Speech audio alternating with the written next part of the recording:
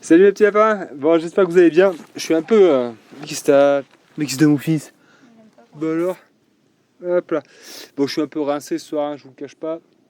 Ça fait plusieurs jours, comme d'habitude, qu'on s'occupe à ramener des cailloux, ramener des cailloux, ramener des cailloux. Je vous avoue, en vérité, que c'est quand même un peu décourageant, hein. C'est un chantier qui nous tient tête et qui est très dur. Très dur parce qu'il s'inscrit dans dans une très longue durée. Donc oui, on pâtit vraiment. On pâtit vraiment. Euh, voilà, c'est vrai que le moral n'est pas au beau fixe en ce moment à ce sujet. Bon, ça fait partie des choses qu'il est important de dire, hein, parce qu'il y a des coups de mou des fois. Et en ce moment, on est quand même sur un coup de mou parce que c'est très long et puis oui, ça n'en finit pas quoi. Donc voilà, mais on tient le bon bout, on a terminé ce mur qui est juste là. Enfin terminé, oui, si, on a terminé ce mur là. Donc Agnès fait une très très belle finition. Comme vous pouvez voir, la cime en fait du mur est vraiment, enfin relativement plate, mais en tout cas très propre. Et donc là-dessus, je pense que je ferai un coffrage ciment pour faire une espèce d'arrase. Enfin bon, pas sur toute la largeur du mur évidemment, mais bon, ça je vous en reparlerai au fur et à mesure. Voilà, donc là, comment est-ce qu'on va progresser? Donc on a fait ce mur, comme vous avez vu, on va finir ce mur-ci.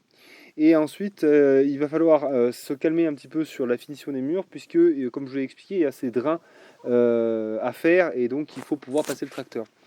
Alors du coup, bon, je te l'ai déjà expliqué, mais je te le redis, on a un drain donc, qui va finalement commencer là-bas, passer comme ça,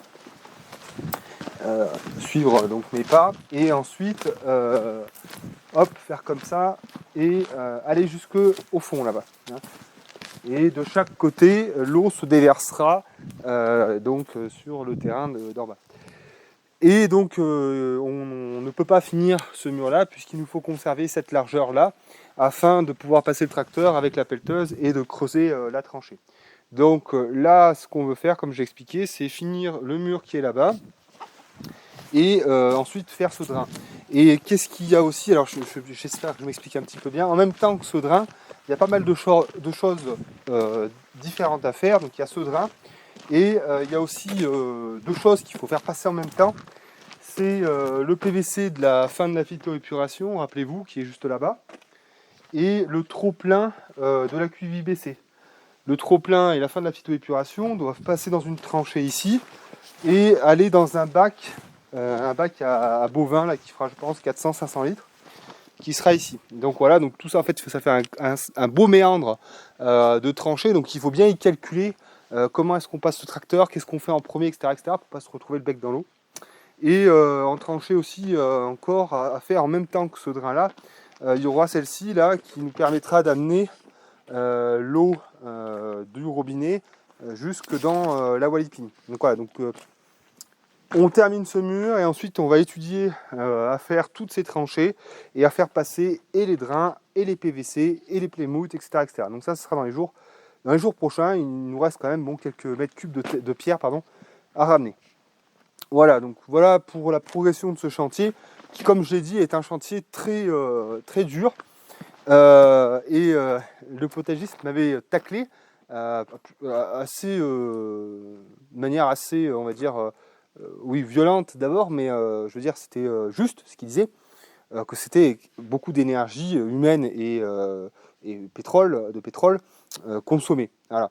Alors comment est-ce que je peux justifier ce genre de chantier?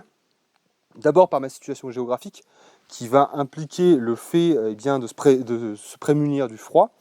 Et voilà, donc alors le coup du ouais, c'est pas une bonne région, il faut changer de région. Il y a des gens qui habitent ici depuis des siècles et ils se sont adaptés. Donc voilà, c'est ce que je fais, moi je m'adapte. Et l'autre chose aussi, c'est que ces pierres, il faut que j'en fasse quelque chose. C'est bien beau se faire des tas de pierres, mais à la fin, ça finit recouvert de ronces, ça n'a aucun sens. Donc, vous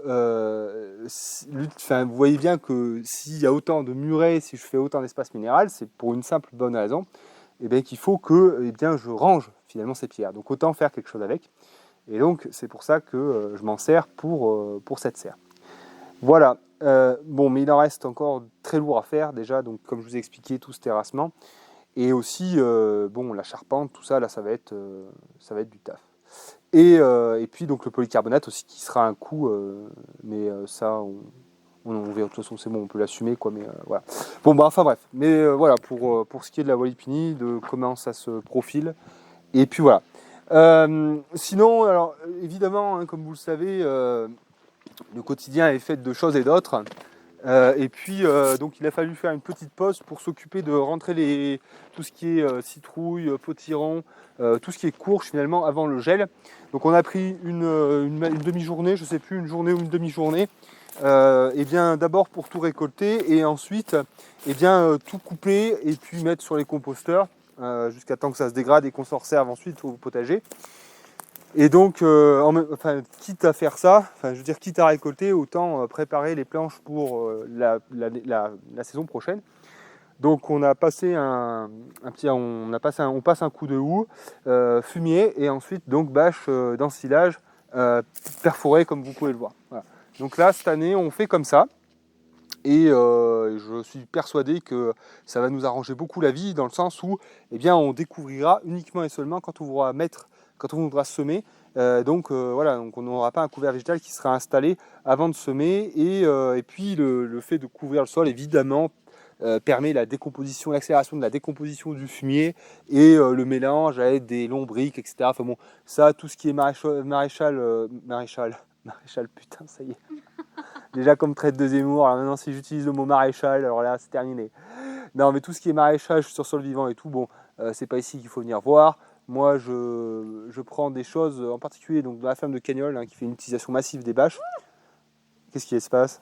Une souris ou un... Des rongeurs? Bah là c'est le moment, hein. Les rongeurs il y en a partout, les chats en font leur affaire. Donc bref, voilà, donc beaucoup d'utilisation de bâches pour limiter le travail.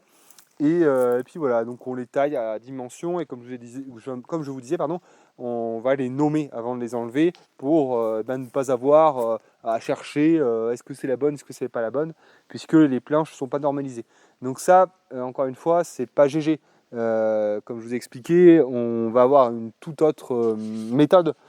Quand on aura fait nos planches de culture là-bas, ça sera beaucoup plus uniformisé, de manière justement à toujours une histoire de productivité, hein, parce que ce qui nous intéresse c'est l'autonomie alimentaire, c'est pas faire du mus dans nos bacs à sable.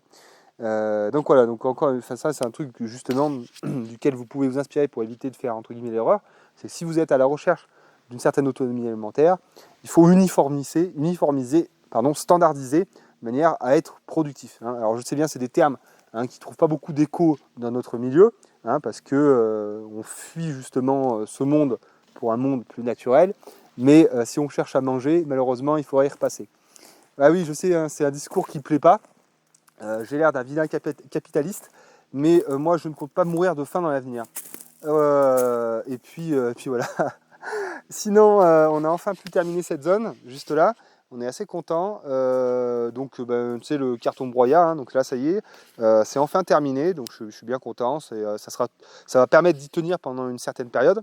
Donc, c'est ce que j'expliquais à des amis il n'y a pas longtemps, c'est que finalement, ce qu'on fait, les zones qu'on conquiert, on cherche à faire en sorte qu'elles tiennent au moins 2 saisons. Voilà, comme ça nous permet, oui, ça ne nous oblige pas à y revenir, ça nous fait gagner du temps, ça nous reste, voilà, c'est ce genre de méthode, l'utilisation des bâches, voilà, ça permet de ne pas, sinon on n'avance pas, quoi.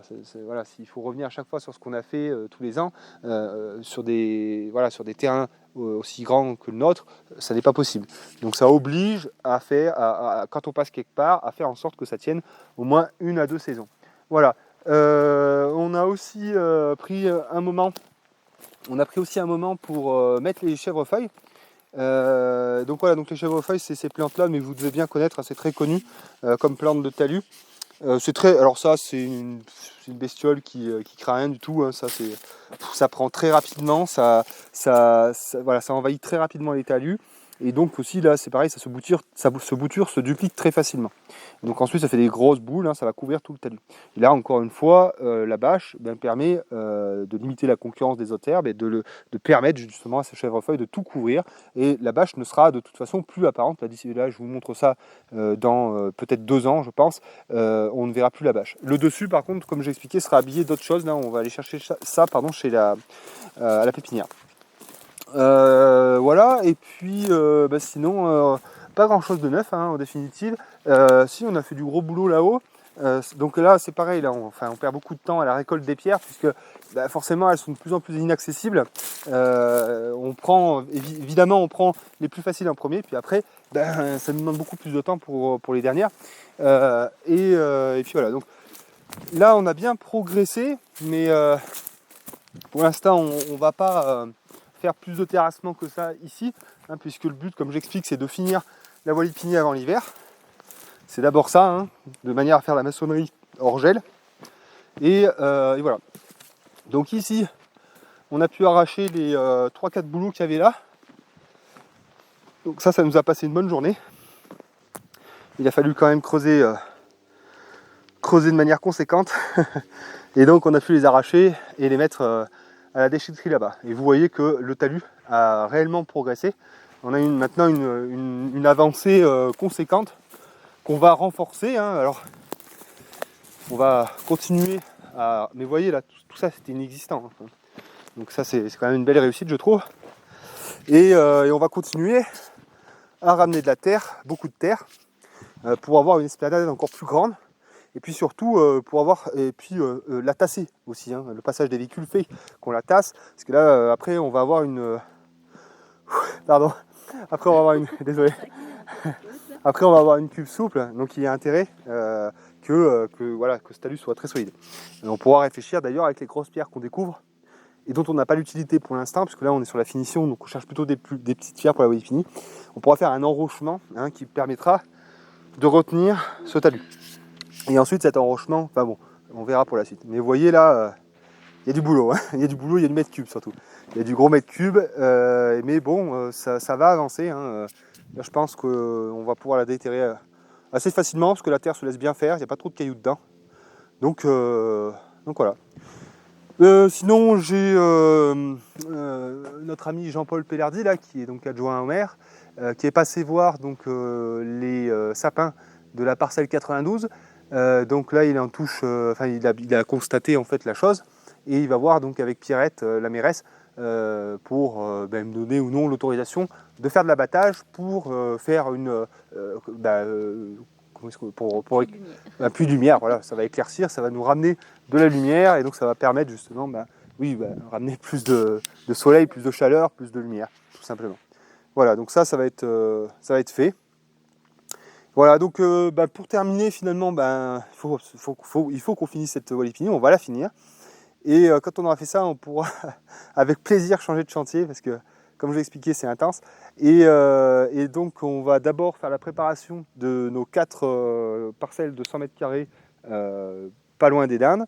Et lorsqu'on aura fait ça, on s'octroiera le plaisir, parce que ça sera un plaisir, de nettoyer la source, tout autour de la source, pour que tout soit dégagé. Et le but, ça serait d'avoir en fait un accès à l'eau qui soit propre pour l'année prochaine, parce que ça me fait chier d'être dans la merde à chaque fois. C'est un bordel pas possible.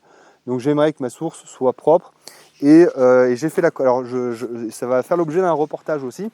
J'ai fait la connaissance d'un couple dans nos âges qui rénove une magnifique maison, pas très loin d'ici. Alors là, vraiment, je me suis senti tout petit pour vous dire. Ils sont incroyables, ils font un boulot, mais alors c'est... moi j'étais sur le cul, quoi. C'est limite de voir des gens travailler aussi bien. C'était génial. Rénovation écologique, murs en paille banchée, isolation de liège, c'est magnifique. C'est magnifique. En plus, je trouve qu'ils ont très bien choisi leur endroit, beaucoup de dépendance, une très grande grange. Vous verrez tout ça. On ira certainement faire un petit reportage chez eux, ça va être très bien. Et donc lui a la particularité d'avoir travaillé dans les TP. Et donc il va certainement me donner un coup de main, en tout cas technique, pour le captage de cette source. Donc voilà, donc c'était une très très belle rencontre. Parce que quand je fais des reportages avec des gens, j'arrive pas comme ça, salut je filme, tu vois, j'aime bien faire connaissance avec les gens. L'échange est d'autant plus naturel quand je reviens la deuxième fois. Voilà, donc voilà pour les nouvelles. Et puis nous on continue. Et puis je vous donnerai des nouvelles au fur et à mesure.